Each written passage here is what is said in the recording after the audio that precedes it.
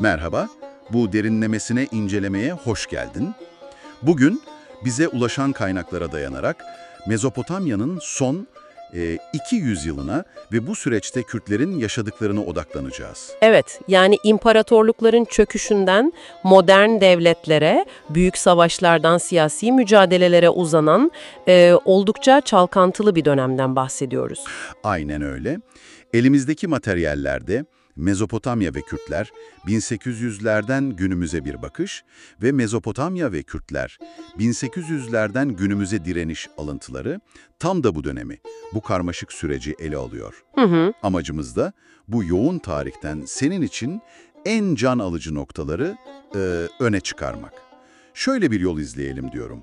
Önce 1800'ler sonu Osmanlı dönemi ve Kürt beyliklerine bakalım. Tamam. Sonra Birinci Dünya Savaşı ve o büyük kırılma, yeni sınırlar meselesi. Evet, çok kritik bir dönem. Ardından modern devletler içindeki duruma, direnişlere ve en sonunda da daha yakın tarihe 90'lar ve sonrasına değinelim.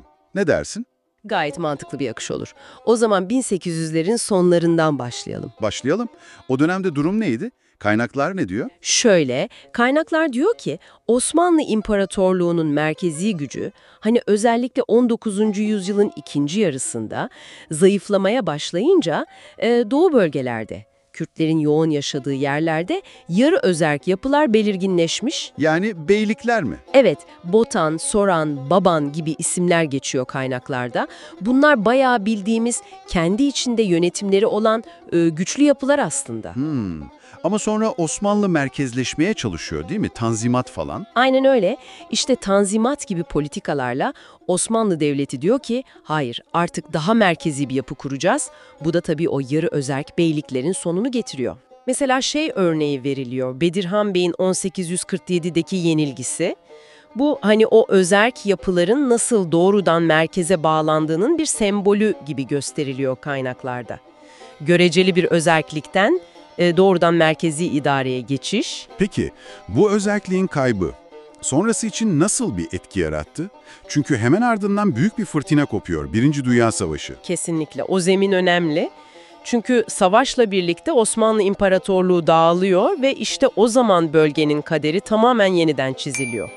İşler orada gerçekten çok karışıyor. Evet, orası çok kritik. Sykes-Picot Anlaşması var mesela. Evet. Kaynaklarda da altı çiziliyor. 1916'daki o gizli Sykes-Picot Anlaşması'yla İngiltere ve Fransa Osmanlı topraklarını kendi aralarında paylaşıyorlar. Buna Kürtlerin yaşadığı topraklar da dahil tabii. Kaynaklarda bu bölgeler için kullanılan isimler var mı? Var, evet. Bakır Türkiye, Başur Irak, Rojelat İran ve Rojava Suriye şeklinde geçiyor.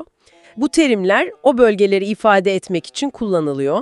Sonra Sevr Anlaşması var 1920'de. Orada bir umut beliriyor sanki Kürtler için. Doğru. Sevr'de kağıt üzerinde de olsa Kürtlere bir özerklik, hatta bağımsızlık ihtimali sunuluyor gibi bir durum var. Ama bu çok kısa sürüyor. Lozan'la her şey değişiyor. Aynen. 1923 Lozan Anlaşması'yla Sevr tamamen geçersiz kalıyor ve Kürtlerin yaşadığı coğrafya kesin olarak Türkiye, Irak, İran ve Suriye arasında bölünüyor. İşte bu bölünme Kürtleri bu yeni kurulan ulus devletlerde azınlık konumuna düşürüyor. Kaynaklar bunun altına özellikle çiziyor.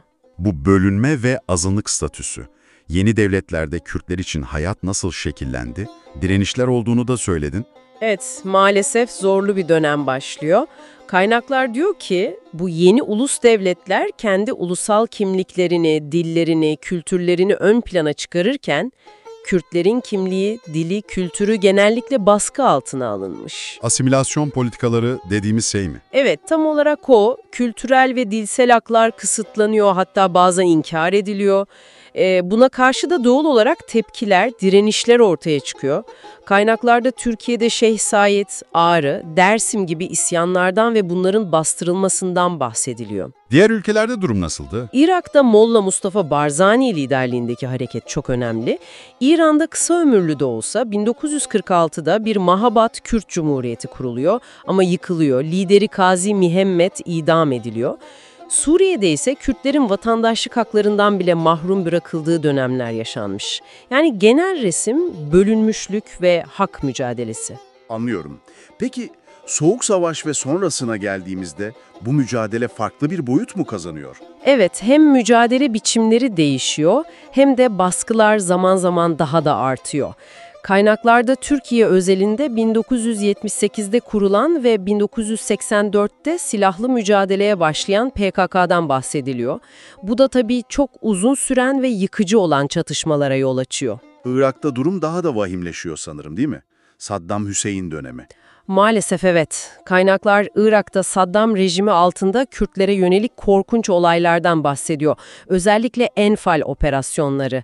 Rakamlar korkunç. 180 bin civarı insanın katledildiği belirtiliyor. Çok ağır. Ve tabii Halepçe katliamı.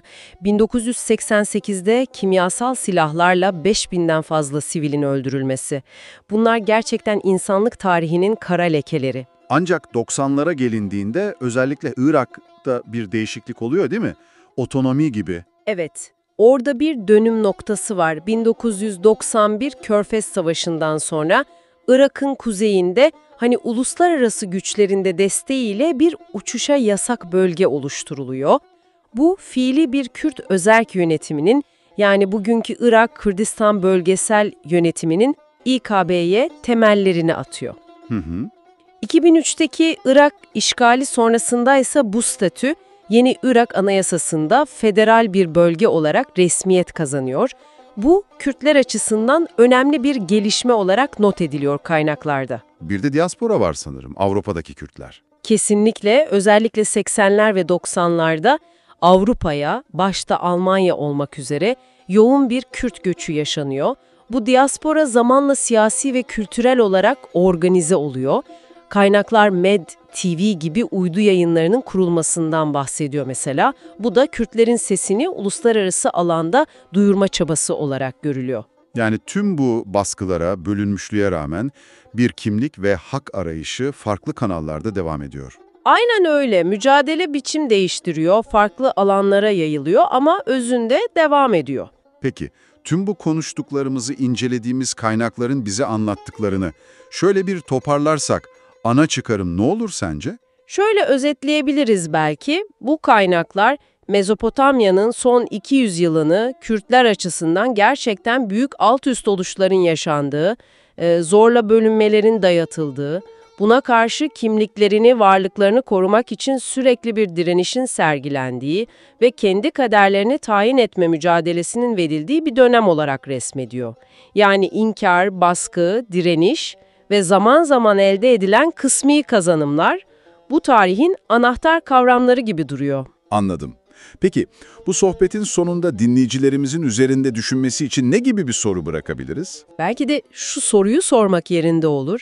Kaynaklarda okuduğumuz imparatorluklar altındaki o göreceli özerklikten başlayıp modern devletler içinde parçalanmaya ve sürekli bir hak mücadelesine uzanan bu inişli çıkışlı karmaşık tarihsel süreci anlamak, bugün adı geçen o bölgelerdeki kaynaklarda geçen isimleriyle Bakur, Başur, Rojelat, Rojava'daki güncel durumu, oradaki dinamikleri kavramamız açısından bize nasıl bir bakış açısı sunuyor?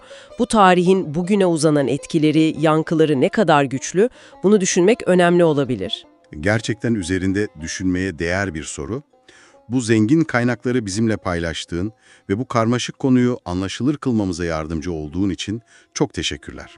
Ben teşekkür ederim.